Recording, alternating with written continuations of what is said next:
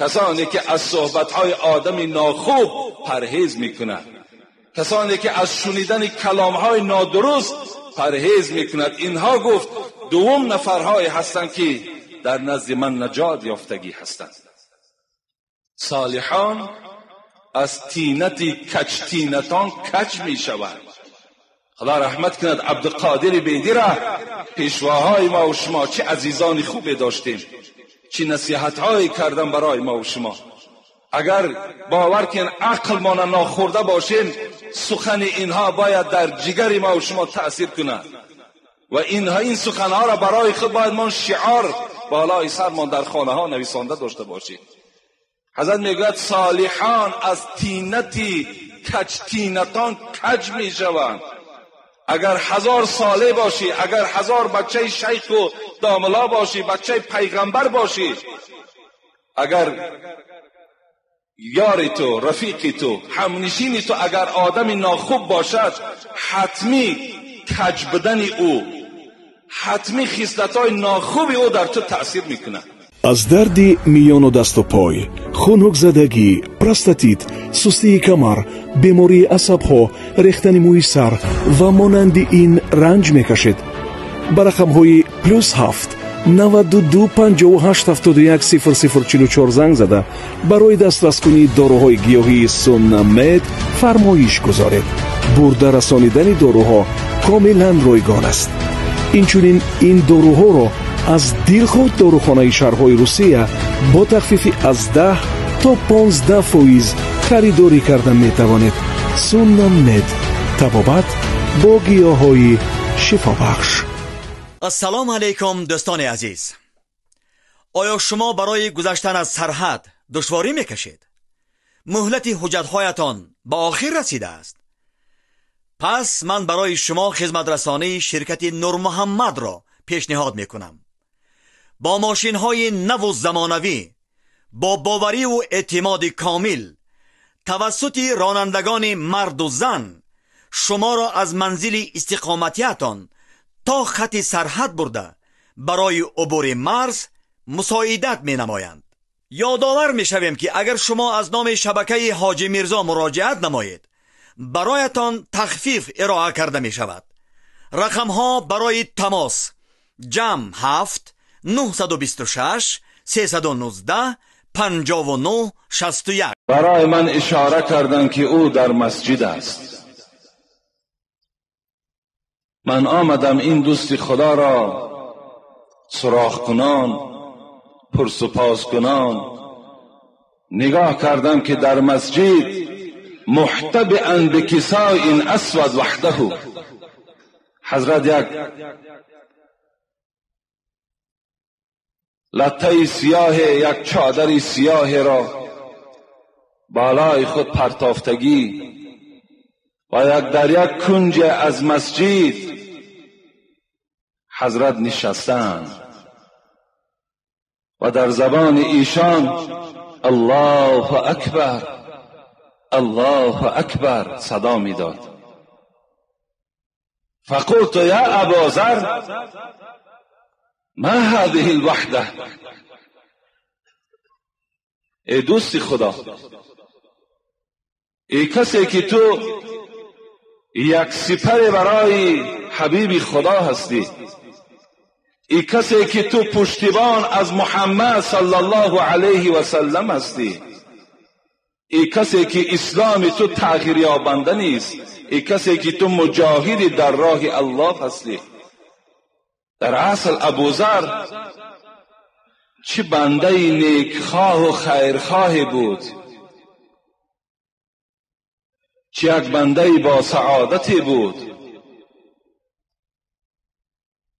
حضرت عمران میگوید من از او پرسان کردم چرا تو تنها نشستی؟ چرا در بیرون در بین مردم نیستی؟ چرا تنها نشستی؟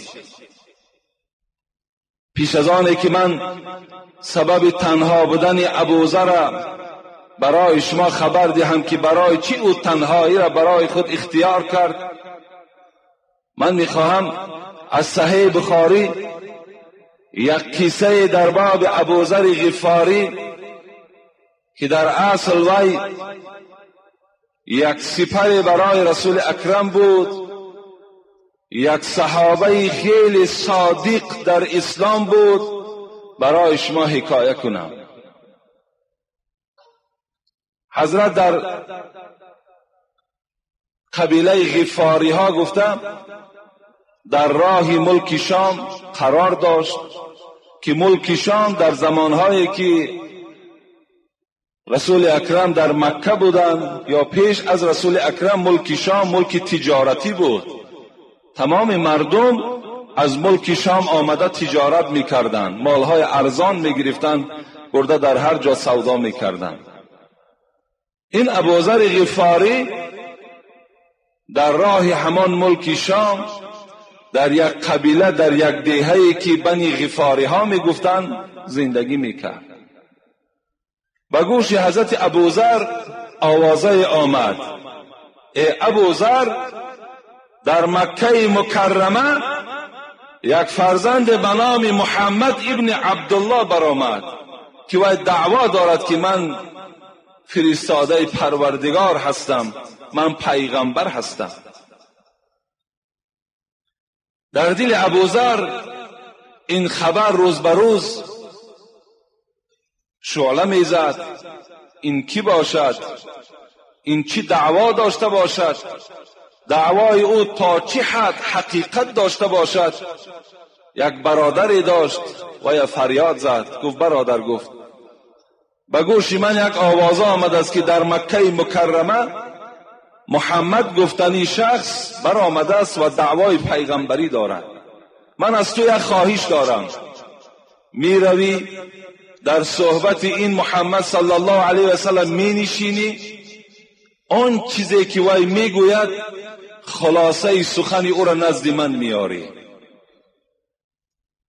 برادرش آمدن مکه مکرمه و در صحبت محمد صلی الله علیه و سلم نشستند. بعد چند بازگشتن آمدن باز به همین قبیله غفاری ها نزد برادرش ابوذر و گفت ای ابوذر، من در صحبت آن نفر نشستم. گفت چی میگوید؟ گفت چی زبان شیرینی دارد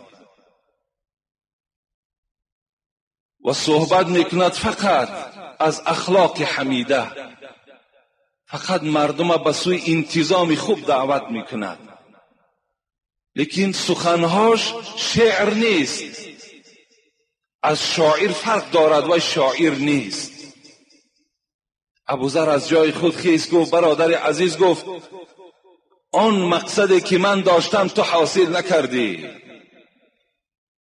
آن چیزی که برای من لازم بود تو خبری پره نآوردی. از جای خود حضرت خیز میگوید یک مشک آب گرفتن و در یک خلطه آذوقه گرفتن و خود برای دیدن محمد به مکه آمدند. حضرت در راه خیلی عذابها کشیدند، آمدند به ناگاه در مکه مکرمه در آمدند. در خانه کعبه، جایی که حاجی ها زیارت می روند، حضرت رفتند کچ پهلو کردند، بیگاه شد. مردم زیاد در پیش او می رفت می آمد، لیکن محمد نمی شناخت.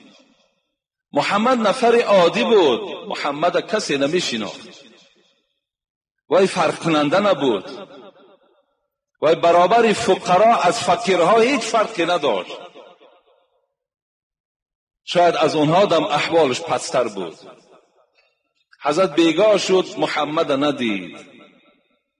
حضرت علی گذر کردن، نگاه کردن، یک مرد خدا خواب است، شناخت که این غریب است، این مسافر است. او را بیدار کرد و گفت خانه من می رویم. حضرت دست ابوذر را گرفتن به خانه آوردن. شب سپری شد. سحر آمدن باز در کعبه نشستن. هرچند که می جستن محمد شناخته نمی تانستند. باز بیگاه شد. علی باز همون غریب دید، آورد به خانه خودش. باز شب مهمانداری کرد. سحر شد، باز خانه کعبه. شب سیوم حضرت علی دیگر ناچار شدند، گفتند ای مرد خدا، من میدانم تو مردم مکه نیستی، تو این مردم شهر ما نیستی، تو غریب و مسافر هستی، چی نیت داری، چی درخواست داری؟ گفت اول ای مرد خدا، گفت من تو را نمیشناسم که هستی، لیکن به تو عهد و پیمان ببند که این سیری مرا در کسی آشکار نمیکنی. اون زمانها خیلی ترس و واهمه زیاد بود برای اسلام داشتن، برای ایمان داشتن. حضرت علی قسم خوردن که من عهد و پیمان نمیشکنم، آن چیزی که داری پیش من خبر بده. گفت من برای محمد دیدن آمدم، دیگر هیچ مقصدی ندارم، کنه همین نفری که دعوای پیغمبری دارد، آیا من اینو بینم تا چه حد سخن این حقیقت دارد؟ حضرت علی گفتند قسم بر آن خدایی که جان محمد در دست اوست، دعوای محمد حق است. گفت این پیغمبر است. لکن گفتن سحر یک کار میکنیم، من پیشا پیش میرم، تو از پس من میایی و من تو را به خانه میبرم که در اون خانه محمد صلی الله علیه و سلم پنهان است و اونجا تعلیم میدهد. حضرت پیشا پیش آمدن و خانه فلانی در آمدن. ابوذر در پیش این رسول اکرم چارزانو زدن نشستند. رسول اکرم از همان سخنهای خیلی عسلبرین خود صحبت کرد و ابوذر گفت، ابوذر از جای خود بعد صحبت رسول اکرم خیز گفت اشهد ان لا اله الا الله اشهد ان محمدا عبده و رسوله. من گواهی میدهم که آن خدا یک و یگانه است و محمد بنده اوست و فرستاده اوست. پیغمبر خدا گفت این کلمات گفت ای ابوذر پنهان کن، الحال وقت اعلان او نیست، زیرا عدد ما مسلمان ها خیلی کم است. وقتی که میشنوی که مسلمان ها زیاد شدن، اون زمان برای کمک ما بیا، الحال خاند را. ابوذر غفاری چی گفتند؟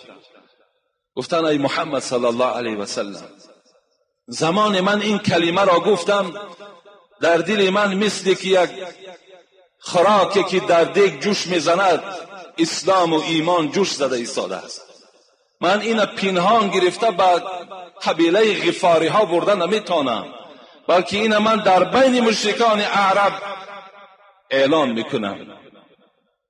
هرچند حبیب خدا باز داشت، حضرت ابوذر قرار نگرفت، رفت آمد در بین خانه کعبه با آواز بلند در بین مشرکان عرب، دشمنان قرآن و اسلام، اشهد ان لا اله الا الله اشهد ان محمدا عبده و رسوله گفتند. هجوم بالای ابوذر سر شد. ابوذر غفاری را میگه چنان زدن که حضرت عباس عمک پیغمبر اون زمانها اسلام نآورده بود. میگه من خودم بالای این ابوذر پرتافتم، گفتم ای مردم، گفتم این در قبیله غفاری ها زندگی میکند، راهی که ما تجارت میکنیم، اگر الحال این از دست رود اون قبیله دیگه ما را نمیگذارد که ما تجارت رویم. میگه از بالای ابوذر غفاری بیراه شدن. فردا سحر با این احوال بد حضرت باز آمدن بالای همون سنگ بر آمدن، باز اشهد ان لا اله الا الله اشهد ان محمدا عبده و رسوله. گفتن اگر 100 جان داشته باشم، اگر همه جانهای مرا که گیرین، من از این کلمه بر نمیگردم. این کلمه کلمه حق است، این کلمه هست که تمام دنیا را فرا میگیرد.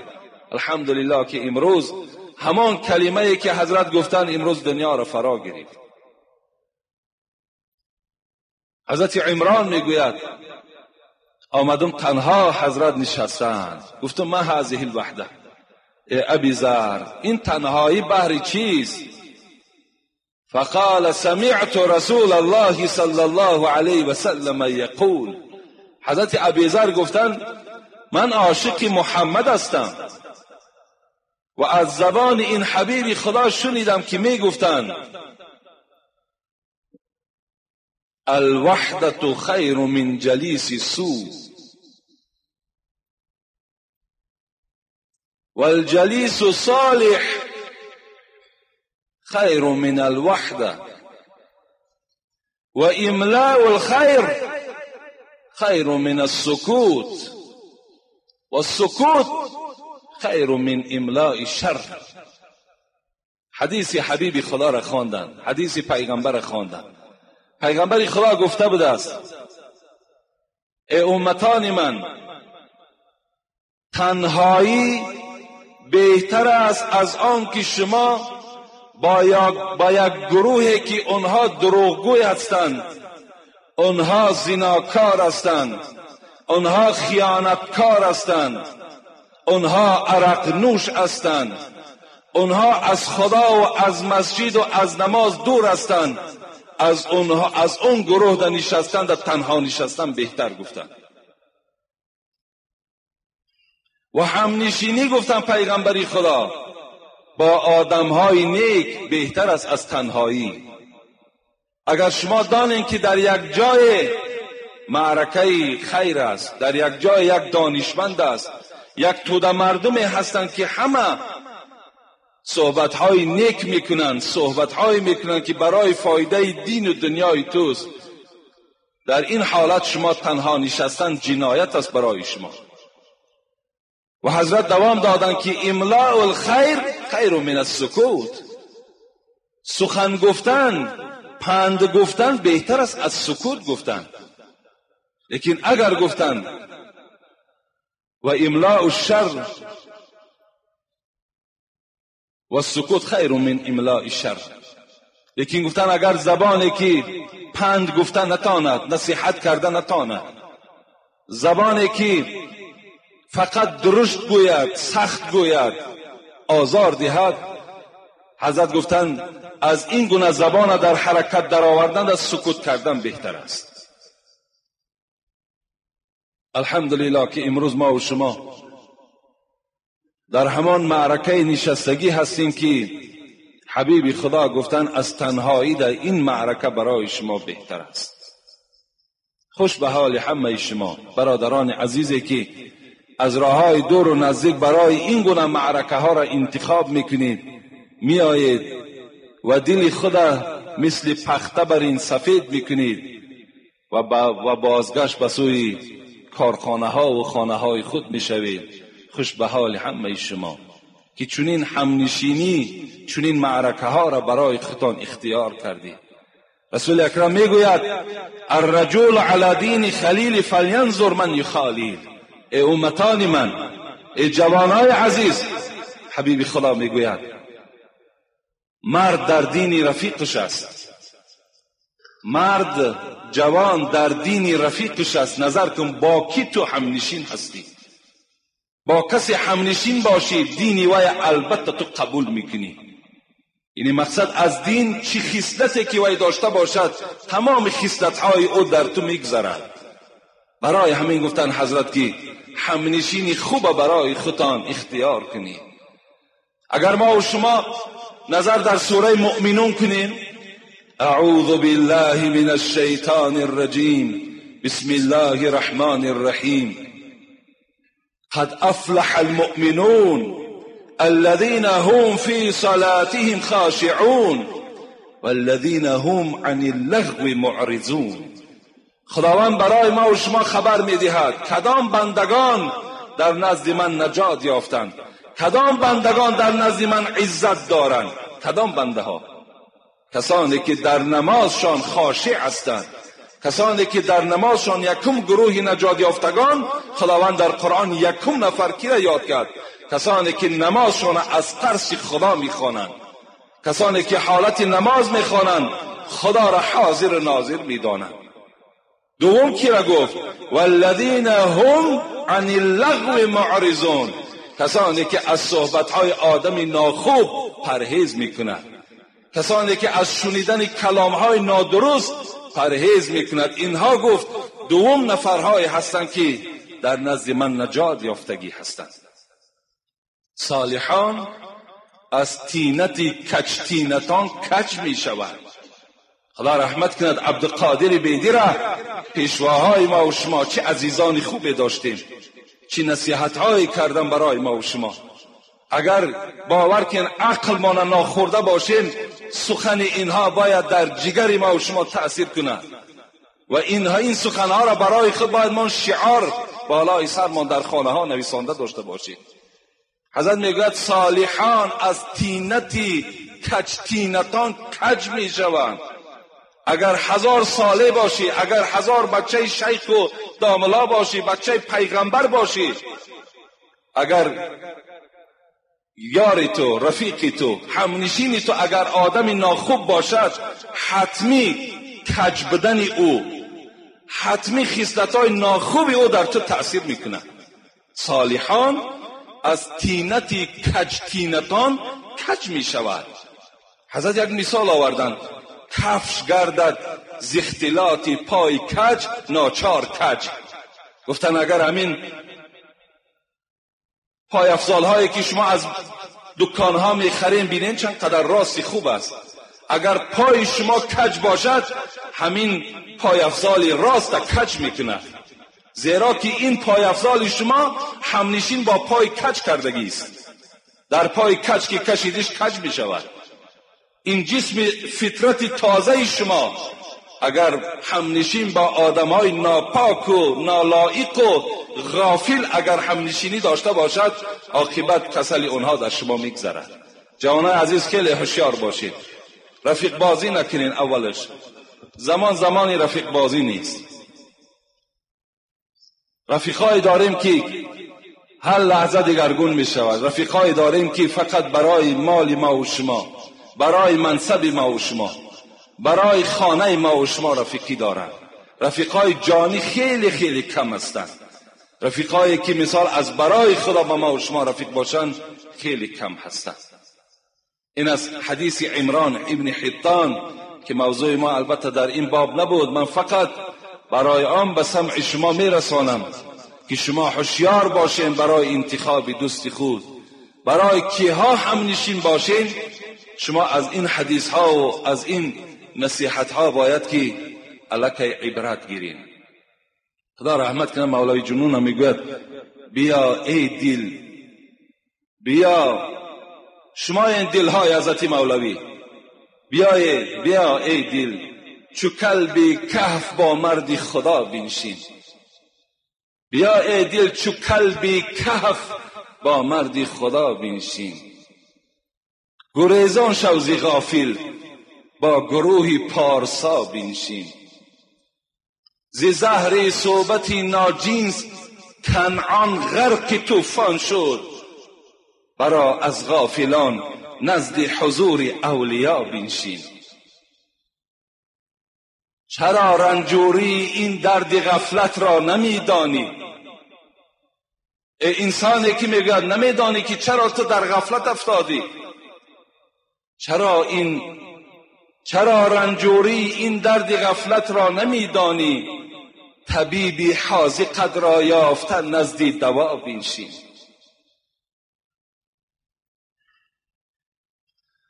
الحال من میخواهم صحبت امروزمان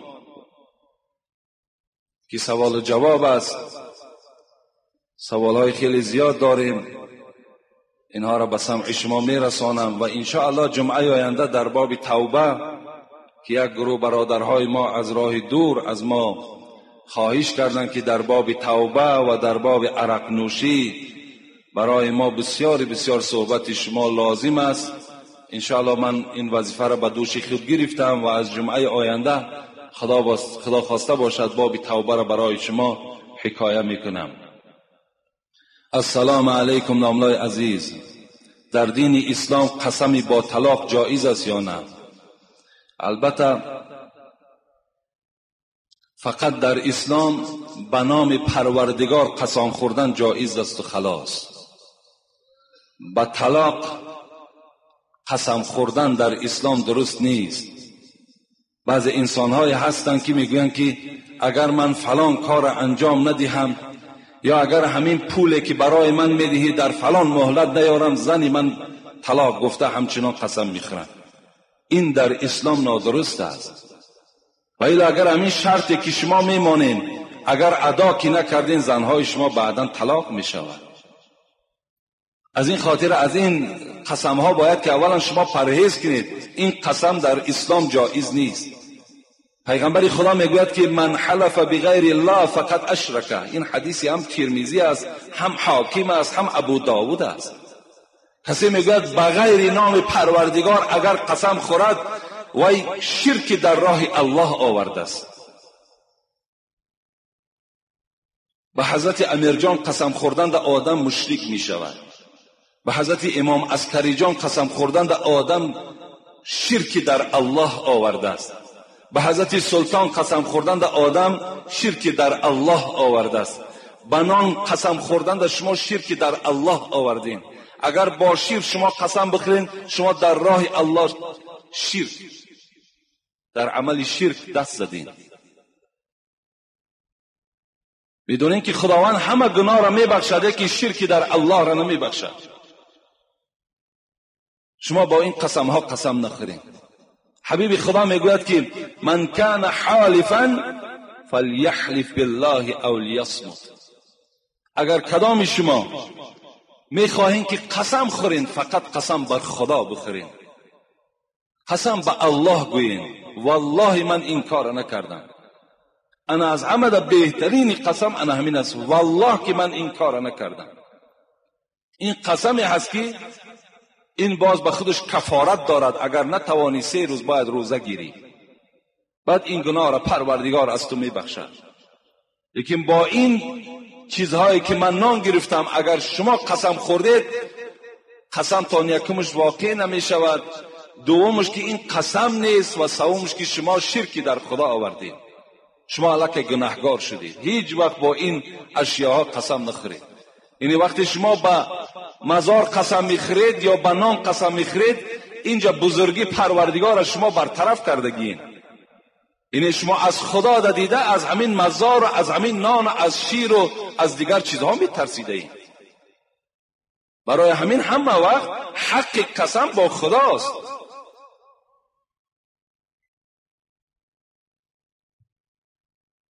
السلام علیکم دامنای محترم. میگویند که مرده را جانش میبراید و در وقت جان دادن با همان خانه یک تا خون میخیزد و آن چیزهایی که در آن خانه هست مکروه میشوند، دیگر خوردن آنها ممکن نیست. آیا این درست است؟ البته در خانه ای که اگر مصیبت می آید، حدیث های پیغمبر هم هست که تا 3 روز در اون خانه، یعنی از جانب خانه‌دار باید که پخت و پز نشود. و حبیب خدا را حدیثش که اصنعوا لآل جعفر طعاما، این ان همین دلیلی برای همه ما و شما ان همین دلیل است که وقتی که جعفر برادر حضرت علی از دنیا گذشتن، رسول اکرم تمام صحابه ها را امر کرد که به خانه جعفر طعام برین، زیرا که امروز در خاندان جعفر مصیبت آمده است، اونها مشغول مصیبت هستند.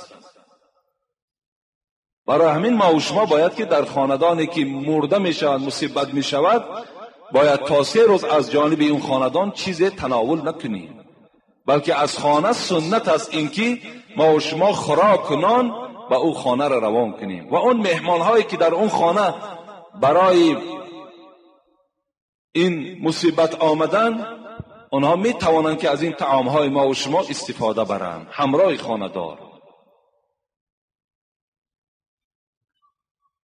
السلام علیکم اکای داملا حاجی.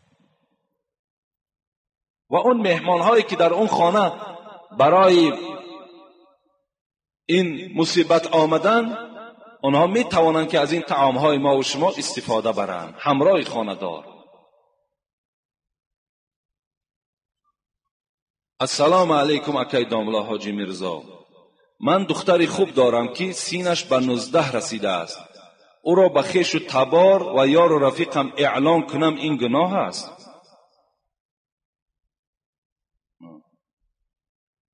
یعنی این برادر میگن من دختری دارم، 19 ساله دختر است.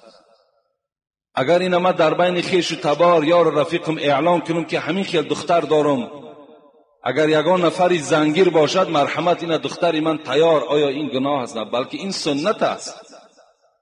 این سنت است که ما و شما خواهرهامان در بین یار رفیق‌هایی که داریم، خویش تبارهایی که داریم اعلان کنیم که من دختری دارم که فلان فلان فلان خصلت‌ها دارد. لکن راست گفتن در کار چی خصلتی دارد، چی رفتاری که دارد، چی برای یار رفیق، چی برای نفرهایی که خواستگاری میآیند، برای آنها باید قائل شدن در کار. همه درد او را، همه کمبودی های او را باید که ما در خواستگارها و در یار رفیقامون خبر دهیم که دختری من این گونه کمبودی دارد و این گونه بهبودی ها دارد که کیبانوی خوب است، دختری با سطر با حیا هست، دختری مثال گبگردان نیست، دختری بیهوده‌گرد نیست و دیگر گفته خصلت‌های او را در پیش همون خواستگارها و یار رفیقان خود اعلام کنیم. این حالت در ما و شما ثواب میگیریم، این گناه نیست. لیکن افسوس که امروز وقتی یک برادر ما و شما دختری خود اعلان میکند چی گمانهای بدی در دل ما و شما میگذرد که خداوند در قرآن میگه یا ایها الذین آمنوا اجتنبوا کثیرا من الظن ان بعد الظن اثم. خدا میگه ای کسانی که ایمان آورده با قدرت پروردگار خود تسلیم شده، شما از گمان پرهیز کنید که اکثر گمان همش گناه هستند. شما گمانی بد نکنید. وقتی وی اعلان کرد در دل شما هر گونه خبرهای نادرست و سخنهای ناخوب نگذرد که این اگر دخترش به عیب میشد هیچ وقت اعلان نمیکرد یگان عیبی دارد. این بسیار یک بدگمانی است که در این بدگمانی ما و شما الکی گناهگار میشیم. پیغمبر خدا میگه ایاکم و ظن، بر شما باید که گمانی بد نکنید، زیرا این که دروغترین سخن این گمان است. گمان این دروغترین سخن است، زیرا که فقط گمان است، تو چیز حقیقت نمیدانی، فقط گمان در وجود تو گذشته ایستاده است. برای همین بهتر و خوبتر می شود که مثال ما و شما خواهرها داشته باشیم. حتی صحابه های پیغمبر مادرهای به شوهرشون اعلان میکردن که فلان موی سفید هست، در پیش موی سفید میگو من مادر دارم، مثال مرحمت اگر زنگیر باشی مادر من برای تو تیار است. امروز موی سفیدای ما و شما بیچاره میگذرن، زن نمیابند دیگر. باید که البته ما و شما این در شریعت ما و شما جایز و درست است، ثواب میگیریم. این ثواب است که مثال چی مادرت باشد، چی اپت باشد، چی خواهرت باشد، باید که در بین یا رفیقت اعلان کنی که من همین خیل خواهر یا همین خیل اپه یا همین خیل مادری دارم که میخواهد که شوهر کنند مثال با فلان خیل مرد. این ثواب است.